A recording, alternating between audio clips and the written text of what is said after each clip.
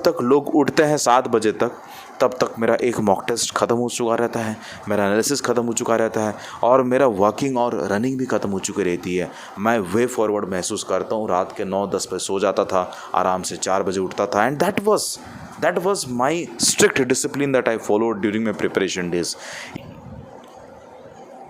समझ में नहीं आता है दोस्तों कि इस बात पे एक बार नहीं, 2 बार नहीं, 1000 बार मेरे को वीडियो बनाना पड़ता है।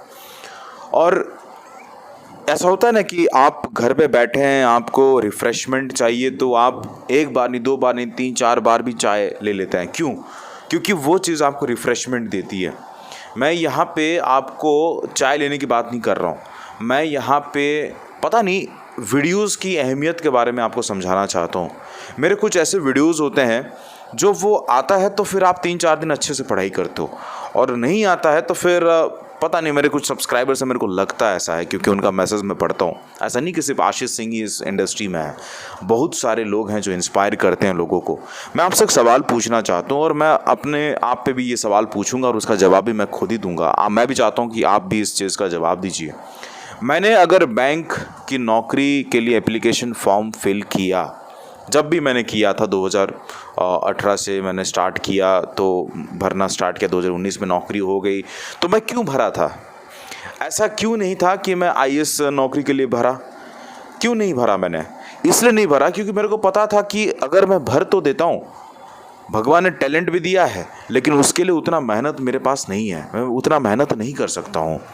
तो मैंने अपने जोन के हिसाब से, अपने हिसाब से देखा कि ये मेरा लेवल का जॉब है और मैं इसमें घुसूंगा और मैं इसमें अपने करियर बनाऊंगा और इसमें अपनी प्रोग्रेशन करूंगा। फिर मैंने एग्ज़ाम्स भरा और वो जो चीज़ आता है ना, तो वो हमको इंस्पायर करती है कि हाँ, ये मेरा लेवल का जॉब है, मैं इससे इंस्पायर हूँ और मैं इस चीज़ में, फील्ड में करियर प्रोग्रेशन में आगे बढ़ूंगा। तो वो चीज़ इंस्पायर करता है और उसी चीज़ के चलते हम फॉर्म भरते हैं। आपने फॉर्म भरा है आईबीपीएस आरआरबी का, आपने फॉर्म भरा है एसबीआई का, आपने फॉर्म भरा है IBPS RRB, IBPS clerk, IBPS PO का, तो कहीं ना कहीं आपको भी पता है कि आप बाकी एग्ज़ाम्स के लिए टैलेंट भगवान ने दिया है, लेकिन बाकी एग्ज़ाम्स के लिए जो मेहनत लगता है और इस एग्ज़ाम के लिए जो मेहनत लगता है, मैं कभी नहीं बोल रहा हूँ कि बैंक एग्ज़ाम में मेहनत नहीं लगता है। मैं तो हमेशा हर वीडियोस में बोलता हूँ आपको हमेशा पढ़नी चाहिए। मैं ये कभी नहीं बोलूँगा कि बैंक की नौकरी बस ऐसे ही एमवी निकल जाएगा, कभी ऐसा नहीं हो सकता। कभी कोई आज के डेट में कोई नौकरी बस सोते सोते नहीं होता है, और वो ऐसा भी नहीं है कि सिर्फ जागते जागते भी होता है। तो दिमाग की प्रेजेंस और सही रूप में मेहनत और सही तरीके से मेहनत ही आपकी नौकरी सिलेक्शन दिलाती है। समझ भी नहीं आता है। मेरे को बहुत सारे सब्सक्राइबर्स मेरे को इंस्टाग्राम पे मैसेज करते हैं और ये बोलते हैं हमेशा मैंने एक कॉमन सा वर्ड ये देखा हुआ है कि सर वो मोटिवेशन नहीं आता है, वो पता नहीं सर वो गुम सा हो गया है, पता नहीं वो जो स्पार्क हमको दिखता है नोटिफिकेशन के बाद, वो 7-8 दिन के बाद वो फिर दब सा जाता है, वो ख़त्म सा हो जाता है। पता नहीं चलता है सर कि हम ऐसा क्या करें कि अपने आप को हमेशा मोटिवेट करके रखें। मैं आपको बता दूं, आपकी नीडीनेस या आपकी मोटिवेशन फैक्टर है, कोई भगवान भी आके आपको समझा नहीं सकता है। और मैं अपनी बात कहूं तो दोस्तों, जब आईबीपीएस आरआरबी की मॉक टेस्ट देता था मेरे को मज़ा आता था, और मज़ा इसलिए आता था क्योंकि एक दिन में मैं 4-5 मॉक टेस्ट निपटा देता था। लोग हंसेंगे, लेकिन वही हंसेंगे जो इस पैटर्न को नहीं समझते हैं, जिनको इस एग्ज़ाम के बारे में ज्ञान नहीं है। क्यों?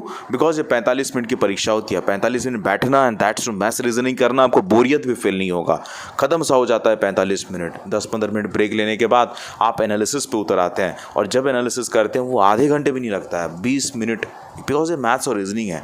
आपको पता है कि आप इजी क्वेश्चंस बना रहे हो, कुछ क्वेश्चंस में फंस सकते हो, तो उसी का ही एनालिसिस आप करते हो, तो ये आधे घंटे के अंदर ख़त्म हो जाता है। तो अगर एक मॉक टेस्ट 1-1.5 घंटे में निपट जा रहा है, तो आपके पास दिन में अगर आप घर पे बैठे हैं, you are having the entire 24 hours with you, वो तो फिर आप कम से कम 5 तो मॉक टेस्ट आईबीपीएस आरआरबी के लिए दे ही सकते हैं।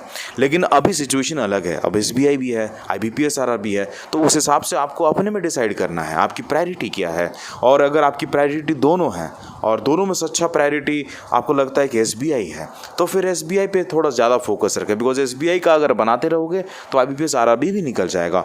तो ये स्मार्ट तरीक़ों से आपको सोचना है। मैं अपनी बात करता हूँ, मैं आपको बता रहा था, बीच में टोक दिया।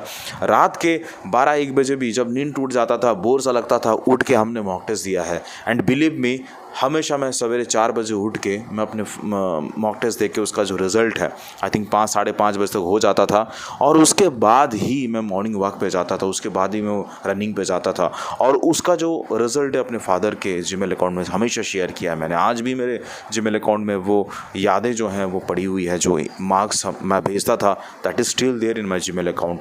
वो इंस्पायर करता है। जब तक लोग उठते हैं 7 बजे तक, तब तक मेरा एक मॉक टेस्ट ख़त्म हो चुका रहता है, मेरा एनालिसिस ख़त्म हो चुका रहता है और मेरा वॉकिंग और रनिंग भी ख़त्म हो चुकी रहती है। मैं वे फॉरवर्ड महसूस करता हूँ। रात के 9-10 बजे सो जाता था, आराम से 4 बजे उठता था। And that was my strict discipline that I followed during my preparation days।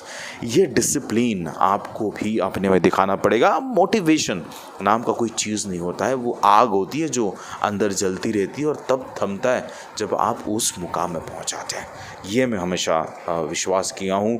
मैं चाहता हूँ कि आप भी विश्वास करें और बार बार आप दूसरों को क्यों ऐसे बोल रहे हो कि मोटिवेशन दीजिए। आप अपने में सोचें कि आपकी फैक्टर क्या है जो आपको ड्राइव करेगा। मैं बोल सकता हूँ आपके पास धन दौलत हो सकता है, लेकिन आप जॉब निकाल नहीं पा रहे हैं, तो आपके लिए मोटिवेशन फैक्टर अलग होगी।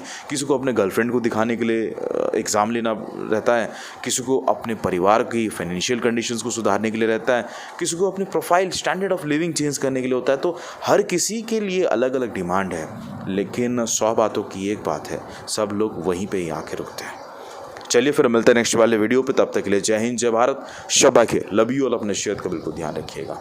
नमस्कार। इंस्टाग्राम पे और टेलीग्राम पे बिल्कुल फॉलो करिएगा। नमस्कार।